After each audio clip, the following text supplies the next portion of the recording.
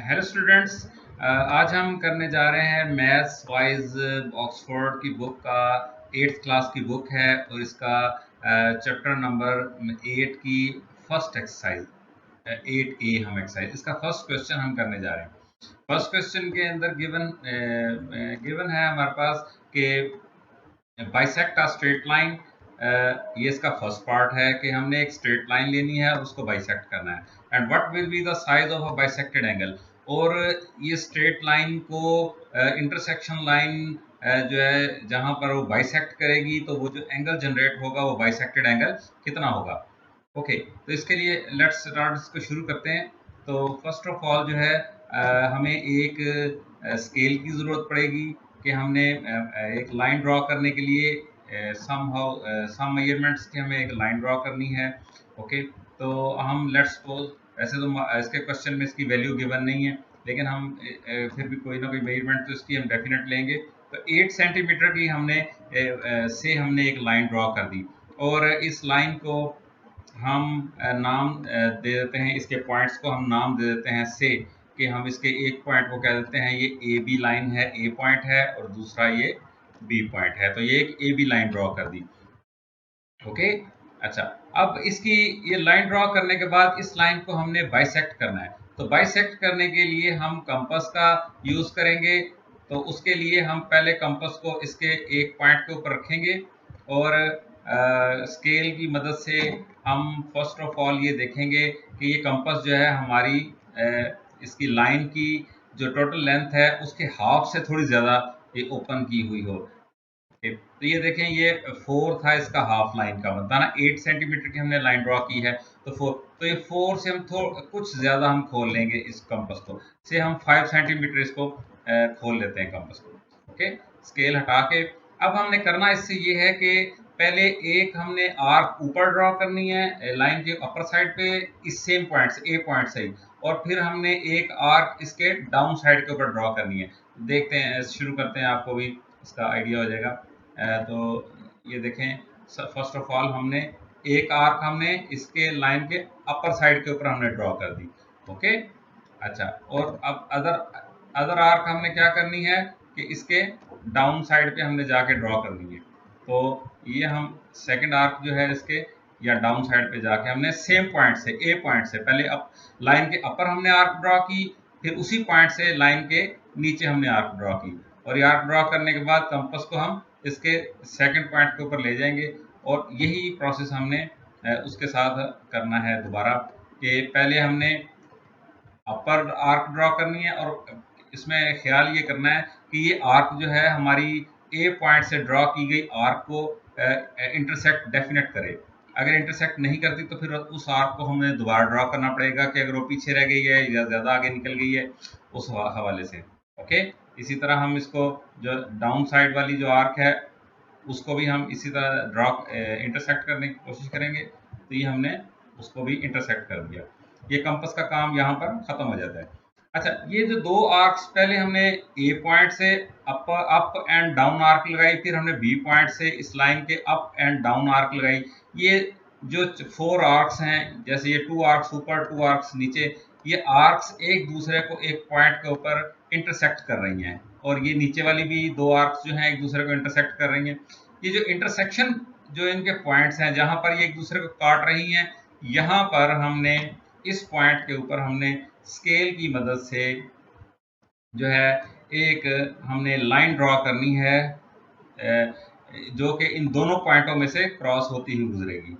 Okay, और ये हमारी जो लाइन होगी इसको हम कहेंगे ये इंटरसेक्शन लाइन है। पेंसिल की मदद से हमने इधर एक लाइन ड्रॉ करनी है।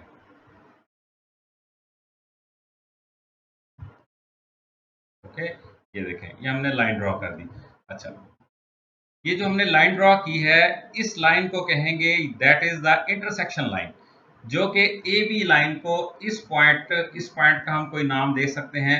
इस पॉइंट को इस लाइन को, ए बी लाइन को पॉइंट ओ के ऊपर इंटरसेक्ट कर रही है। ये जो मिड पॉइंट है, ठीक है, इसके ऊपर इंटरसेक्ट कर रही है। और जो इंटरसेक्शन पॉइंट्स हैं इनको भी हम कोई नाम दे सकते हैं। जैसे हम एक पॉइंट को कह रहे हैं ये पी था पॉइंट, और ये क्यू पॉइंट था।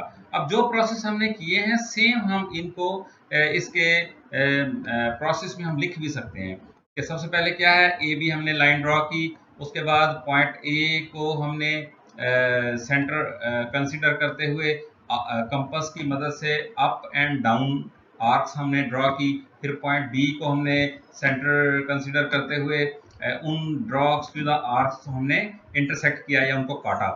बट इसके अंदर एक चीज का ख्याल करना है कि कंपास जो है वो जितनी वन टाइम हमने खोली थी इन 4 आर्क्स में, उसको हिलना नहीं चाहिए, वो उतनी ही रहे, ना कम हो ना ज्यादा हो। ओके, तो अच्छा, अब रहेगी बात इसके एंगल मेजर करने की।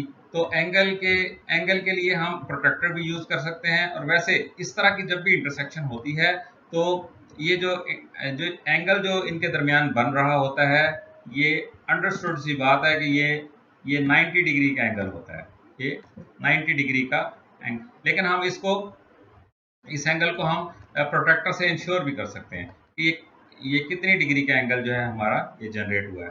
तो प्रोट्रैक्टर को चेक करने का क्या तरीका होता है कि इसकी जो बेस लाइन होती है उसको हम अपनी प्रोट्रैक्टर की बेस लाइन को अपनी लाइन ए बी जो है उसके साथ कंसाइड करते हैं, और जो इंटरसेक्शन लाइन है उसको हम फिर मैच करते हैं कि वो किस डिग्री वाली लाइन के साथ मैच कर रही है। तो वो हम देख सकते हैं कि प्रिसाइजली वो ये 90 डिग्री वाली लाइन के ऊपर ये मैच कर रही है। तो ये इंटरसेक्शन जो है ये 90 डिग्री के ऊपर हुई है, और ये ऑलवेज ऐसे ही होता है। Okay, thank you, hope the question answer is okay. Students, 8A exercise का सेकंड क्वेश्चन हम देखने जा रहे हैं। 3 angles of a quadrilateral are 120 degree, 75 degree and 37 degree. तो एक क्वाड्रिलेटरल है, क्वाड्रिलेटरल 4 साइड वाली शेप को कहते हैं क्वाड्रिलेटरल। तो उसके अंदर हमें 3 एंगल्स जो हैं वो गिवन हैं। तो पहला एंगल उसने कहा कि 120 डिग्री है, सेकेंड एंगल 75 डिग्री, और फिर थर्ड एंगल 37 डिग्री। तो ये 3 एंगल उसने हमें दे दिए। तो चौथा एंगल वो कहते हैं फाइंड द फोर्थ एंगल। सबसे पहले हमने ये देखने की कोशिश करनी है कि इस किसी भी क्वाड्रिलेटरल के अंदर सम ऑफ ऑल एंगल्स क्या होता है। तो सम ऑफ ऑल एंगल्स फाइंड करने के लिए, या इसके टोटल इंटरनल एंगल्स को अगर सम करें तो वो उसका टोटल कितना होगा, वो फाइंड करने के लिए हमें ये देखना पड़ेगा कि इसके अंदर क्वाड्रिलेटरल के अंदर से डायगोनल्स कितने पास होते हैं, या इस कितने एग्जिस्ट करते हैं एक क्वाड्रिलेटरल के अंदर diagonals.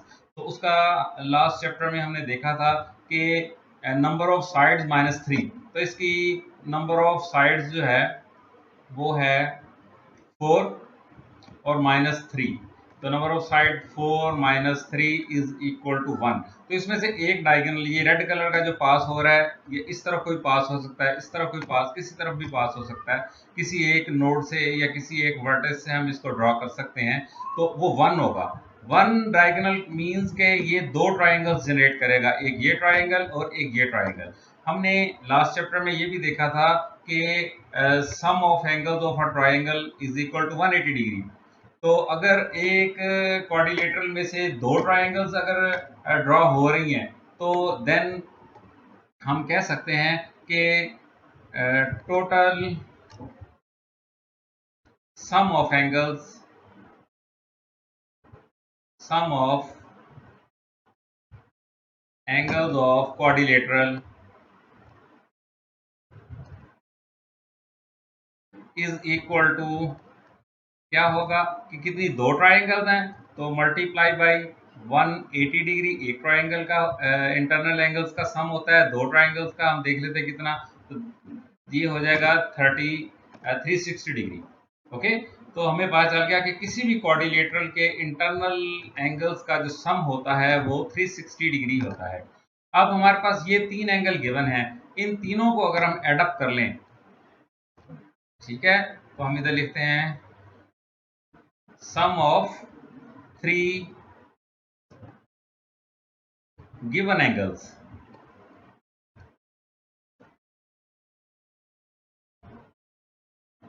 is equal to 120 plus 75 plus 37 is equal to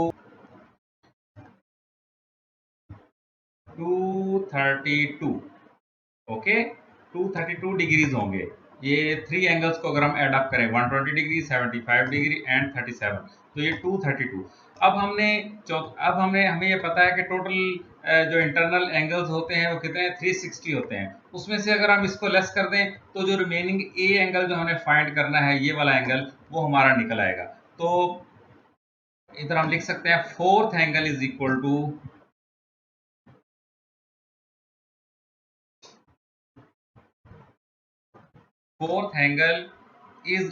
to किसके आएगा, 360 माइनस 232, तो ये इक्वल टू आ जाएगा 128 डिग्रीज। तो इसको हमने फाइंड करना था फोर्थ एंगल को, तो ये इसका आंसर है। Okay okay students, question number 3 की तरफ हम जा रहे हैं, इसकी 8 ए एक्सरसाइज की। तो इसमें वो कहते हैं कि two angles of a quadrilateral are this and this 65 and 95। तो ये दो एंगल, ये क्वाड्रिलेटरल के दो एंगल हमारे पास गिवन है, एक है 65, एक है 95, and the remaining two angles are equal. और ये जो बकाया दो एंगल्स हैं क्वाड्रिलेटरल के, इंटरनल 4 एंगल्स होते हैं, 1 2 3 4। तो दो एंगल्स गिवन हैं और रिमेनिंग टू एंगल्स जो हैं वो कहते हैं ये इक्वल हैं, ये ए इज इक्वल टू बी, यानी कि जितना एंगल ये है उतना ही ये है। तो दोनों angle, remaining two angles are equal. तो ये हमने इसका फाइंड करने हैं कि ये कौन से एंगल हैं, ए और बी क्या है हमारे पास। ओके, तो हमने जैसे ऊपर क्वेश्चन नंबर 2 में हमने देखा है कि the total sum of angles of a quadrilateral क्या होता है। इसमें चूंकि दो ट्राइंगल्स जनरेट हो सकती हैं मैक्सिमम, तो 360 डिग्री। तो इसी को लेके हम चलते हैं। ओके, तो total sum of angles, sum of angles of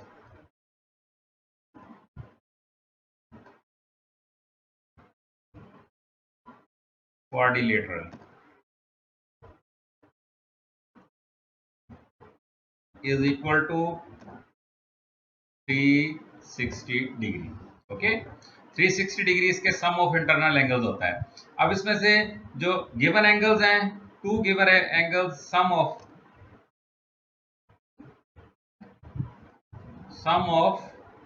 two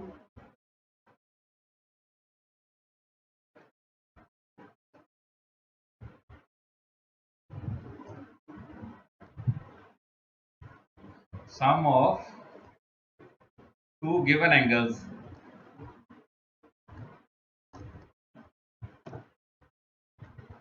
is equal to क्या होगा, टू गिवन एंगल्स का सम क्या होगा, 65 प्लस 95 इज इक्वल टू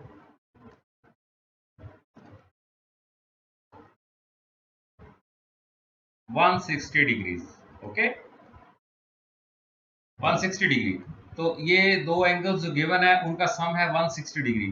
तो इधर हम फिर लिख देते हैं remaining, the sum of remaining two angles, sum of remaining two angles is equal to क्या आएगा, कि टोटल एंगल क्या है हमारे पास 360। तो 360 डिग्री में से हम अगर लेस कर दें ये जो दो एंगल्स गिवन है 160 डिग्री को, तो ये हमारे पास आ जाएगा 200 डिग्री, 200 डिग्री हमारे पास आ जाएगा। तो ये क्या है, ये सम ऑफ टू एंगल्स है हमारे पास 200 डिग्री। तो ईच एंगल विल बी, अब वो उसने चूंकि यहाँ कहा है हमें कि remaining two angles are equal, यानी कि बकाया दो एंगल्स जो हैं वो सेम है, जितना ए है उतना ही बी है। तो हम इधर लिख सकते हैं देन के each remaining each angle will B, remaining each angle जो बकाया हर एंगल जो होगा, यानी कि दो एंगल जो हैं उसमें से हर एंगल हमारे पास कितने का होगा कि 200 डिवाइड बाई 2, तो 2 1 जा 2 और ये 100 आ गया हमारे पास, इक्वल टू 100 डिग्री। तो A angle is equal to angle A is equal to angle B is equal to, इसके इक्वल टू आएगा 100 डिग्री, और ये इसका आंसर है। ओके, यही हमसे उसने क्वेश्चन में पूछा था कि वो। ओके स्टूडेंट्स, इसी एक्सरसाइज का फोर्थ क्वेश्चन हम करने जा रहे हैं। तो इसके अंदर है जी के find the side of a square whose diagonal measure is 6 centimetre. तो ये एक स्क्वायर है, तो स्क्वायर की डेफिनेशन ये होती है जिसकी ऑल साइड्स इक्वल हो, length of the all sides उसकी बराबर हो, और स्क्वायर की एक साइड्स बराबर हो और दूसरे उसके ऑल एंगल्स भी बराबर हो, यानी तमाम एंगल उसके क्या होंगे, 90 डिग्री के होंगे। ओके, तो ये स्क्वायर की डेफिनेशन है कि 90 डिग्री के तमाम एंगल होंगे और ऑल साइड्स उसकी बराबर होंगी। तो कहता है उसका एक डायगोनल है जो कि 6 सेंटीमीटर है हमारे पास, उसकी साइडें जो है ना वो हमने फाइंड करनी है। तो अगर हम पाइथागोरस थ्योरम को देखें,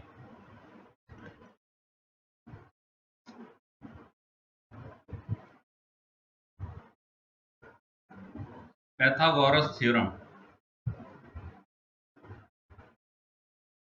अगर हम पाइथागोरस थ्योरम को देखें तो पाइथागोरस थ्योरम जो है हमेशा राइट एंगल ट्रायंगल। ओके, तो स्टूडेंट्स जो पाइथागोरस थ्योरम है ये हमेशा अप्लाई होता है जो राइट एंगल ट्रायंगल्स होती हैं जिसमें एक एंगल 90 डिग्री का हो, ट्रायंगल ऐसी जिसमें एक एंगल 90 डिग्री का हो। तो ये स्क्वायर है चूंकि, तो इसमें ऑलरेडी एंगल जो है वो 90 डिग्री के हैं, इसलिए हम पाइथागोरस थ्योरम अप्लाई कर सकते हैं। पाइथागोरस थ्योरम कहता क्या है कि अगर ये इसकी से हम एक बेस होगी, एक परपेंडिकुलर ट्रायंगल का और एक उसका हाइपोटेन्यूज है, ठीक है। तो वो कहता है हाइपोटेन्यूज का जो स्क्वायर होता है इज इक्वल टू, यानी कि हम पहले इधर लिख लेते हैं कि हाइपोटेन्यूज का square is equal to base का स्क्वायर और प्लस इसके परपेंडिकुलर का स्क्वायर। ओके, अब हमारे इस केस में हाइपोटेन्यूज जो है वो हमारा ये 6 सेंटीमीटर, सबसे लंबी साइड जो होती है वो हाइपोटेन्यूज होता है, ये गिवन भी है, और ये क्या है 6 सेंटीमीटर है हमारे पास। 6 का स्क्वायर इज इक्वल टू, अब ये साइडें जो कि अननोन है और ये हैं भी सेम है, तो इसलिए हम इसको बेस भी इसकी एक्स स्क्वायर कर देते हैं और प्लस इसका जो परपेंडिकुलर है वो भी हम एक्स कह देते हैं उसको। तो x square into x square, यह आ जाएगा जी 6 का स्क्वायर, और यह आ जाएगा 2x स्क्वायर। ओके, तो इसको हम इस तरह भी तरतीब से लिख सकते हैं कि 2x square is equal to, अब 6 का स्क्वायर क्या होता है, 6 6 36। ओके, डिवाइड बाई 2 अगर इधर कर दें और डिवाइड बाई 2 इधर कर दें तो ये 2 इससे कैंसिल हो जाएगा, और x square is equal to आ जाएगा हमारे पास 2 1 जा 2 और 18 2 जा 36, 18 आ गया इज इक्वल टू 18। अब दोनों साइड का अगर हम इसका अंडर रूट ले लें, ओके, तो ये स्क्वायर और अंडर रूट कैंसिल हो जाएंगे, इधर आ जाएगा हमारे पास x is equal to, okay, इसके अंडर रूट को हम इस तरह भी लिख सकते हैं कि 2 मल्टीप्लाई बाई 3, 3 टू द 6 और 6 3 द 18। ओके, तो इसमें हमारे पास अब आ गया कि ये देखिए ये 3 का स्क्वायर हम इसको लिख सकते हैं, x is equal to under root 2 into 3 का स्क्वायर। ओके, अब ये स्क्वायर जो है ये अंडर रूट के साथ कैंसिल होके स्क्वायर 3 बाहर आ जाएगा, तो हमारे पास बच जाएगा जी x is equal to 3 into under root of 2, और ये इसका आंसर है। इसको हम फर्दर अंडर रूट की वैल्यू लेके 3 से मल्टीप्लाई करके या 18 का अंडर रूट हम कैलकुलेटर पे हल करके भी हम इसकी वैल्यू दे सकते हैं। ओके स्टूडेंट्स, इसके एक्सरसाइज के 8A के फिफ्थ क्वेश्चन की तरफ चलते हैं। तो फिफ्थ क्वेश्चन में हमारे पास गिवन है कि इन अ पैरेललोग्राम, पैरेललोग्राम एक ऐसी 4 साइड वाली डायग्राम होती है जिसकी अपोजिट साइड्स जो होती हैं वो पैरेलल होती हैं। ओके, जैसे ये साइड जो है, ये वाली साइड इसके पैरेलल होगी, और ये साइड जो है ये इसके पैरेलल होगी। और ये पैरेलल होने की वजह से इसके डायगोनल्स के, इसके अपोजिट कॉर्नर्स के जो एंगल हैं वो सेम हो जाते हैं। अगर ये एंगल कोई वैल्यू है तो उस एंगल अदर कॉर्नर के एंगल की भी सेम वैल्यू होगी, और इसी तरह इसकी जो वैल्यू होगी वो इसकी भी वही वैल्यू होगी। ओके, तो हम देखते हैं पैरेललोग्राम ABCD हमारे पास गिवन है। ये ABCD पैरेललोग्राम है, उसके अंदर एंगल A इज 65 डिग्री। तो ये एंगल A है हमारे पास, तो ये 65 डिग्री हमें गिवन है क्वेश्चन के अंदर। Find the sizes of angle BC and D। तो अभी हमने जैसे डिस्कस किया कि पैरेललोग्राम में अपोजिट एंगल्स जो होते हैं वो सेम होते हैं, क्योंकि ये रेगुलर शेप होती है। यूं आप समझ लें कि अगर हम किसी रेक्टेंगल को एक साइड से दबा दें, या किसी स्क्वायर को एक साइड से दबा दें, तो ये शेप बन जाती है। ओके, तो इसके अंदर क्लियरली नजर आ रहा है पैरेललोग्राम होने की वजह से तो इसका जो एंगल ए होगा is equal to angle C is equal to 65 degrees.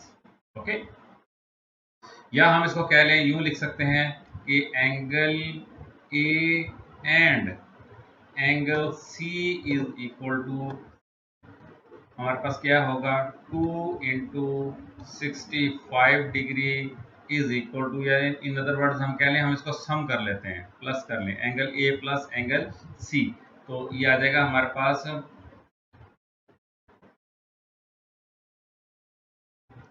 130 degree. Okay, 130 degree हमारे पास आ गया। अब इसके रिमेनिंग ये डी और बी एंगल्स जो हैं ये भी सेम है, तो angle D is equal to angle B. Okay, ये इसके बराबर है, ये पैरेललोग्राम होने की वजह से सेम है। तो अगर हम इनको कैलकुलेट करना चाहें तो ये इक्वल टू हो जाएगा हमारे पास। अब हमें पता है कि ये किसी भी फोर साइड वाली डायग्राम के इंटरनल एंगल्स का जो सम होता है वो होता है 360 डिग्रीज। तो 360 माइनस 130, ठीक है, और डिवाइड बाई 2, क्योंकि ये दोनों का सम निकलेगा, हाफ पैरेललोग्राम के एंगल्स आ जाएंगे हमारे पास। ओके, तो ये इसको हम अगर इसमें से सब्ट्रैक्ट करके तो ये हमारे पास आ जाएगा 230 और divide by 2 is equal to 115 degrees. तो ये हमारा एंगल डी या एंगल बी जो है, हर एंगल जो है ये 115 डिग्री का होगा, और ये सी एंगल जैसे ये 65 है तो ये भी 65 होगा, और ये 115 डिग्री होगा। सिमिलरली ये भी 115 डिग्री होगा। ओके, तो ये हमने इसके एंगल्स हमने सारे फाइंड कर लिए आंसर। ओके स्टूडेंट्स, हम क्वेश्चन नंबर 6 की तरफ जा रहे हैं। इसी 8A एक्सरसाइज के क्वेश्चन नंबर 6 करने जा रहे हैं। तो कहते हैं कि if the length and width of rectangle are 8 and 6 centimetre. तो ये एक रेक्टेंगल है, तो रेक्टेंगल के अंदर ये बात अंडरस्टूड होती है कि इसका एंगल्स जो होते हैं ये 90 डिग्री होते हैं, 90 डिग्री चारों एंगल इसके। ओके, अच्छा, रिस्पेक्टिवली। तो ये इसकी विड्थ है 6 सेंटीमीटर और ये इसकी लेंथ है 8 centimetre. Find the length of its diagonal. ये इसका डायगोनल है रेड कलर का डी, इसकी हमने लेंथ फाइंड करनी है। अब हम इसको अगर थोड़ा गौर से देखें तो ये एक राइट एंगल ट्राइंगल बन गई है हमारे पास, डायगोनल प्लस ये साइड प्लस ये साइड, तो ये साइड और डायगोनल, ये एक राइट एंगल ट्राइंगल बन गई है हमारे पास। तो जैसे हमने ऊपर क्वेश्चन में हमने एक लास्ट क्वेश्चन किया था, क्वेश्चन नंबर 4, तो पैथागोरस थ्योरम हमने अप्लाई किया था उसके अंदर, तो सेम इसी पैटर्न के ऊपर ये क्वेश्चन भी हम इसको हल करेंगे। तो by Pythagoras theorem, by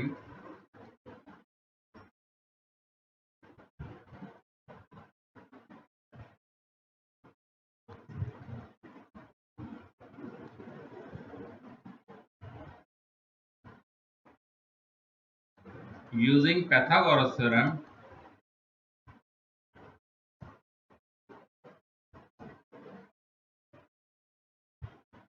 Pythagoras theorem हम यूज करके क्या आएगा हमारे पास कि इसका डी स्क्वायर यानी डायगोनल का स्क्वायर इज इक्वल टू इसकी लेंथ का स्क्वायर प्लस विड्थ का स्क्वायर। ओके, तो डायगोनल का स्क्वायर इज इक्वल टू इसकी हमें इधर लिख लेते हैं हम, length is equal to 8 centimetre and width is equal to 6 centimetre. Okay, तो लेंथ इसकी आ गई 8 का स्क्वायर प्लस 6 का स्क्वायर। ओके, तो ये हमारे पास आ जाएगा 64 प्लस 36 और ये डी स्क्वायर। अब हमने डायगोनल चाहिए, तो ये स्क्वायर को खत्म करने के लिए बोथ साइड्स हम क्या करेंगे, इसके अंडर रूट्स ले लेंगे। Both sides under roots, under root लेने से d इज इक्वल टू, इसको सॉल्व कर लेते हैं, ये आ जाएगा हमारे पास 100 का अंडर रूट, तो d is equal to 10 centimetre. Okay, और ये इसका आंसर है। ओके,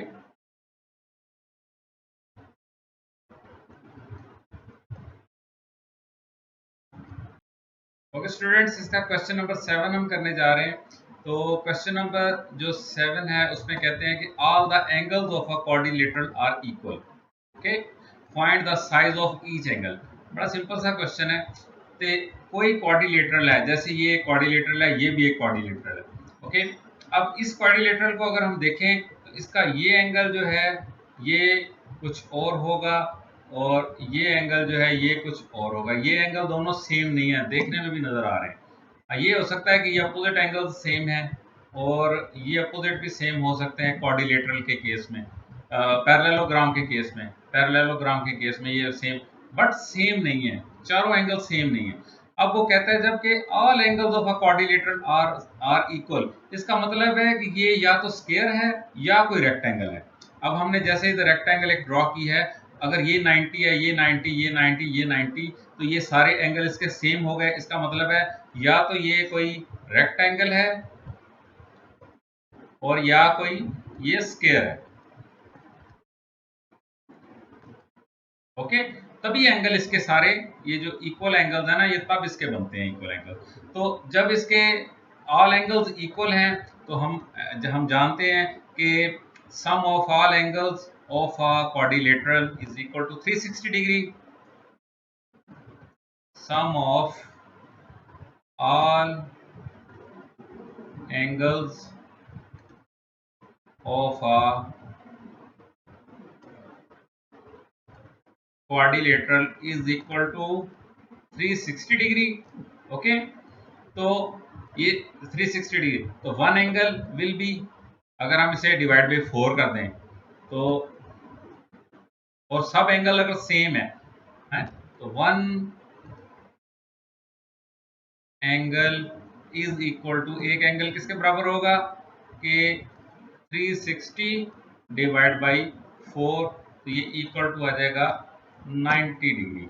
यही हमारा हमने स्टार्टिंग में इसी से बात शुरू की थी कि अगर वो सारे एंगल इक्वल हैं तो 360 है उसके टोटल सम ऑफ एंगल्स। अगर ऑल इक्वल हैं तो इधर हम लिख भी सकते हैं all equal angles, all equal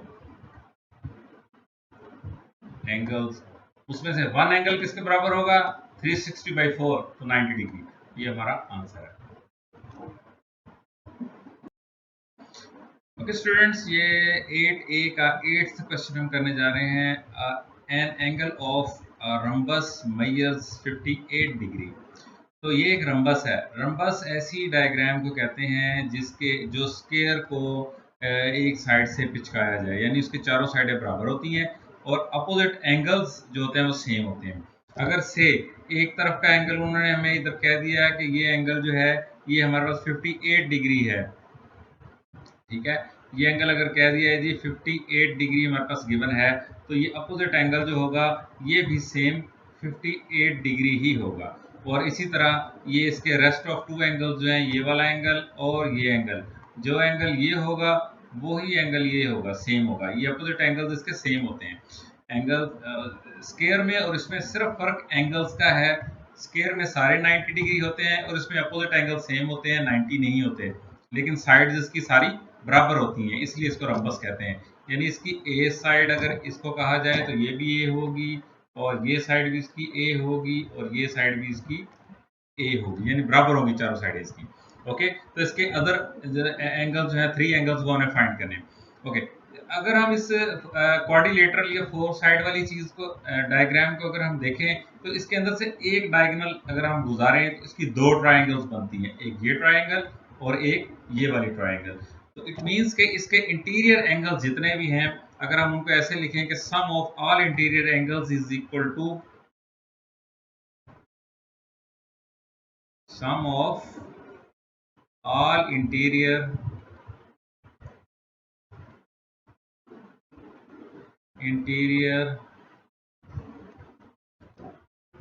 angles is equal to, दो ट्राइंगल्स हैं तो 180 डिग्री इंटू 2, क्योंकि एक ट्राइंगल के सम ऑफ एंगल्स, एक ट्राइंगल में जो सम ऑफ एंगल होता है वो 180 डिग्री होता है। अगर दो ट्राइंगल्स हैं तो 180 इंटू 2, तो ये हो गया जी 360 डिग्रीज। इसके सारे इंटीरियर एंगल 360 डिग्रीज है। उसके बाद आएगा known two angles, sum of no sum of two angle known two angles, sum of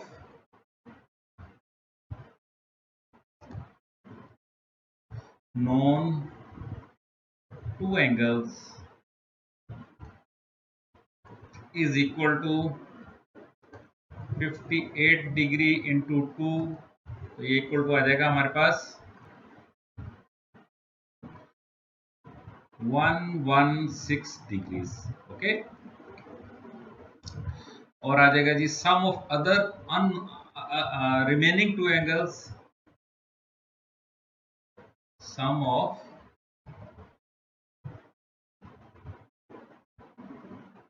remaining two angles, जो कौन कौन से, अगर हम इनको नाम दे दें कि एंगल सी और एंगल डी, तो हम इधर लिख सकते हैं angle C and angle D is equal to क्या आएगा। अब ये रिमेनिंग टू एंगल्स, ये वाले एंगल सी और एंगल डी की अगर हम वैल्यू फाइंड करना चाहें, तो ये जो नॉन दो एंगल है हमारे पास, ये वाला एक एंगल है 58 डिग्री जो गिवन था हमारे पास, अदर भी 58 डिग्री अंडरस्टूड हो गया हमारे पास, तो दो एंगल हमारे पास नॉन आ गए। इन दो एंगल्स में से अगर हम टोटल रम्बस के इंटरनल एंगल्स को लेस कर दें, तो हमारे पास जो ये दो अननोन एंगल्स हैं, ये हमारे पास सी और एंगल डी का सम आ जाएगा हमारे पास। ओके, तो ये आ जाएगा जी 360 degree total angle Nafi 116 degree, तो ये इज इक्वल टू आ जाएगा 244 डिग्रीज। अच्छा, ये अब ये क्या है, ये टू एंगल्स का सम है, सम ऑफ रिमेनिंग टू एंगल्स, यानी कि सी और डी, ये दोनों का सम जो है ना ये 244 है। अब each angle will be angle C और एंगल डी, या इसको हम कह दें each angle will B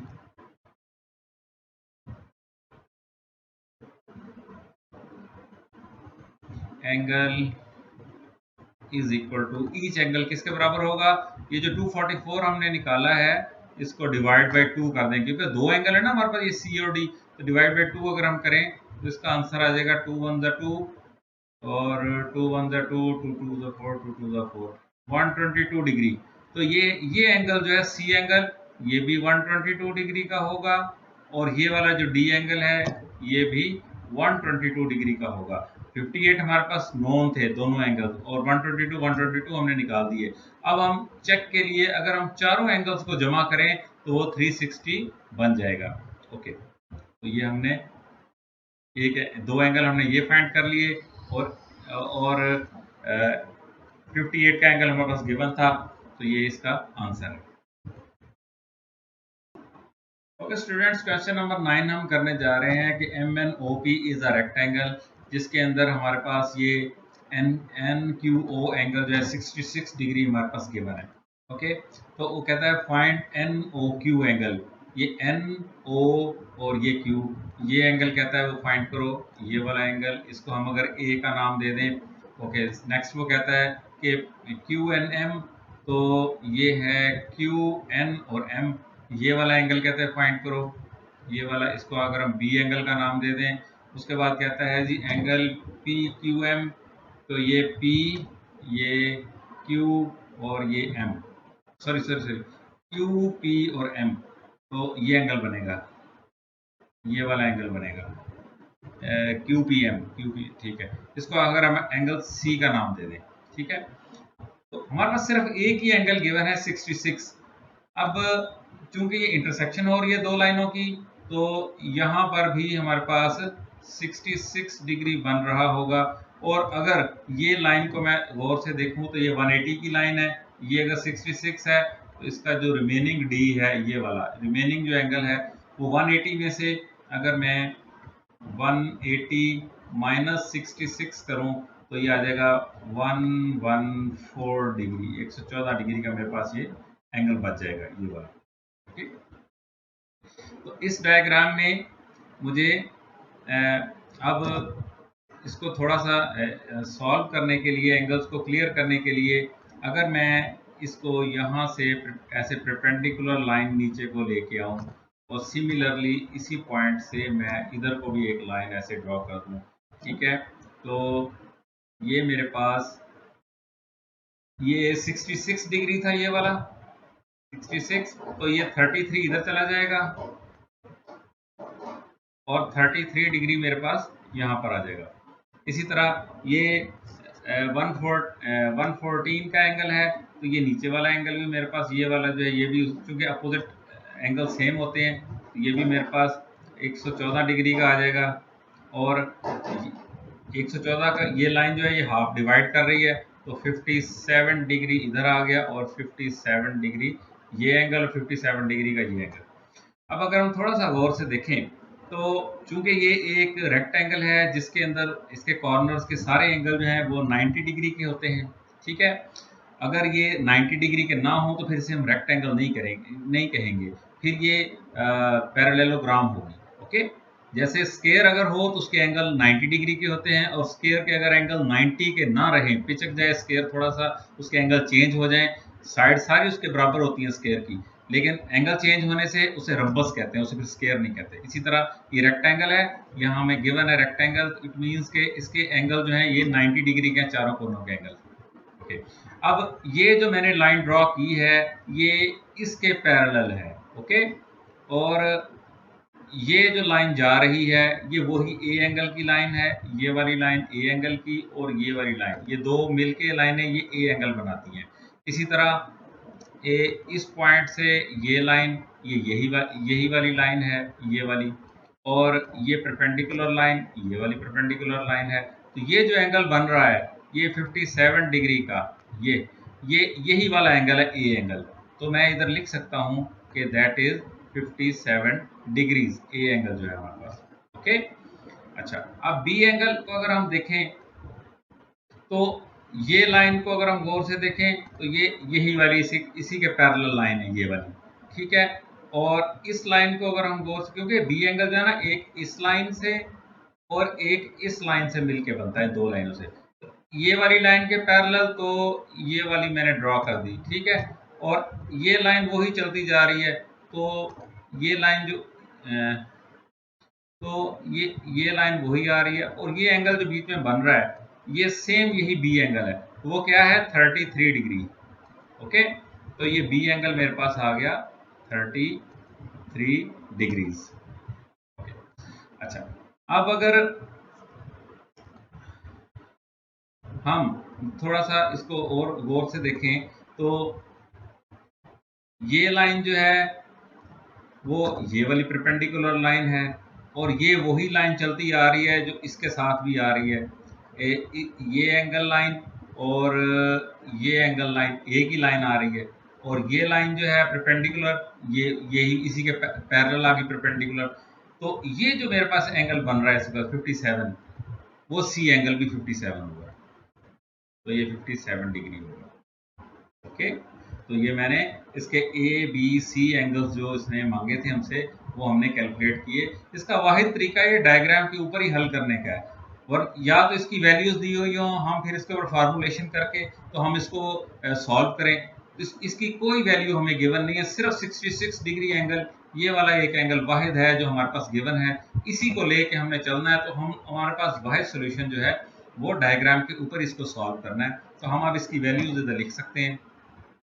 okay, तो हम लिख सकते हैं कि angle N O Q is equal to, अब एन ओ क्यू कौन सा था, एन ओ और ये क्यू, ये क्या है 50, जिसे हमने ए का नाम दिया था, ये आ गया जी 57 डिग्रीज। अच्छा, दूसरा एंगल क्या है, angle Q N M, angle Q N M is equal to, Q N M कौन सा था, ये क्यू एन और एम 33 डिग्री, बी एंगल का जिसे हमने नाम दिया था। Okay, 33 degree. और angle P Q M, sorry Q P M, Q P M, ये था एंगल क्यू पी एम, तो इसको सी का नाम दिया था, ये भी क्या आ गया 57 डिग्री। ओके, तो हमने ये तीनों एंगल सॉल्व कर लिए। Thank you. ओके स्टूडेंट्स, ये 10th क्वेश्चन है इसी एक्सरसाइज का, 8A का 10th क्वेश्चन। तो ये है जी, find the sum of the interior angles of a nonagon. तो ये एक नैनोगॉन ऐसी क्वाड्रिलेटरल या ऐसी शेप होती है जिसकी 9 साइडें होती हैं। ये देखें, इधर हमने लिखा है कि इसकी 9 साइड्स हैं। तो हम इसके इंटरनल एंगल जो है, इंटरनल एंगल फाइंड करने के लिए हमें क्या चाहिए कि सबसे पहले हमें ये पता होना चाहिए कि ये जो क्वाड्रिलेटरल है या नैनोगॉन है, ये टोटल कितने एंगल्स अपने अंदर रखती है। जैसे कि एक ट्रायंगल होती है, वो एक जो ट्रायंगल है वो क्या कितने उसके angles, internal angle, sum of internal angles कितने रखती है, वो टोटल एंगल्स 180 डिग्री। अच्छा, क्वाड्रिलेटरल जो है, क्वाड्रिलेटरल के सम ऑफ इंटरनल एंगल्स कितने होते हैं 360 डिग्री। इसी तरह अगर पेंटागन है, ठीक है, पेंटागन के इंटरनल एंगल क्या होते हैं, वो होते हैं जी आई थिंक 540 डिग्री होते हैं, इसी तरह तो समथिंग। तो ये इसी तरह हमें नैनोगॉन का भी हमने फाइंड करना है। तो फाइंड करने के लिए क्या है कि हम किसी एक वर्टेक्स से, मसलन ये हमने वर्टेक्स सिलेक्ट किया, इस वर्टेक्स से, इस नोड से हमने इसके डायगोनल्स ड्रॉ करने शुरू कर दिए। जो हर डायगोनल जो है वो एक ट्रायंगल को जनरेट कर रहा है। तो कितनी ट्रायंगल हमारे पास बन गई, 1 2 3 4 5 6 एंड 7 ट्रायंगल्स हमारे पास बन गई। इसका फार्मूला भी हमने पढ़ा था कि इसके नंबर ऑफ डायगोनल्स जो होते हैं, number of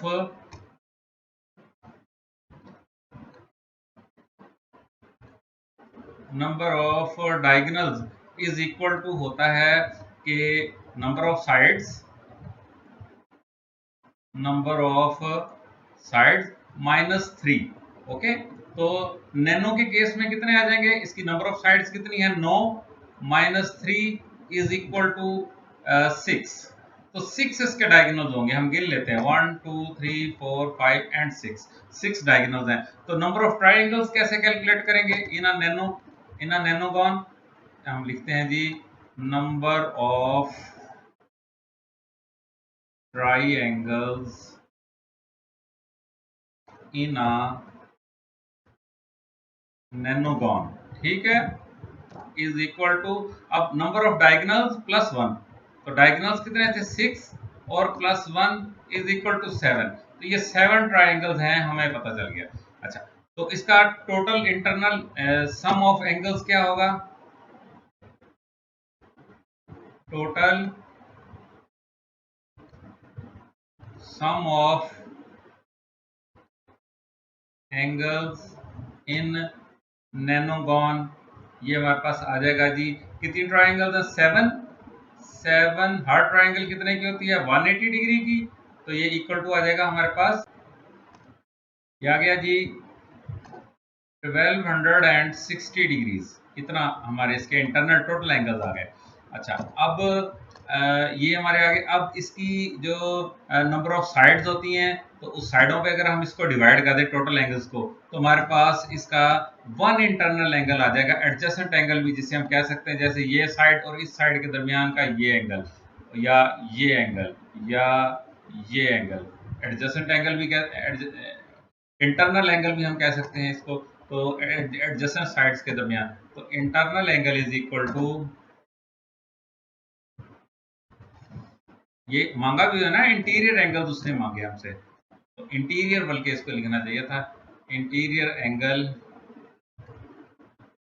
is equal to 1260 divide by sides कितनी इसकी 9, तो ये इक्वल टू हमारे पास आ गया 140 डिग्री, 140 डिग्रीज।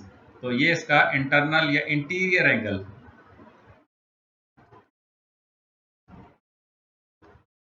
इंटीरियर एंगल ये इसका निकल आया हमारे पास 140 डिग्री। ओके, तो ये हमने इसका आंसर है, और इसमें यही हमसे मांगा था कि इंटीरियर एंगल्स ऑफ नॉन बताएं क्या है।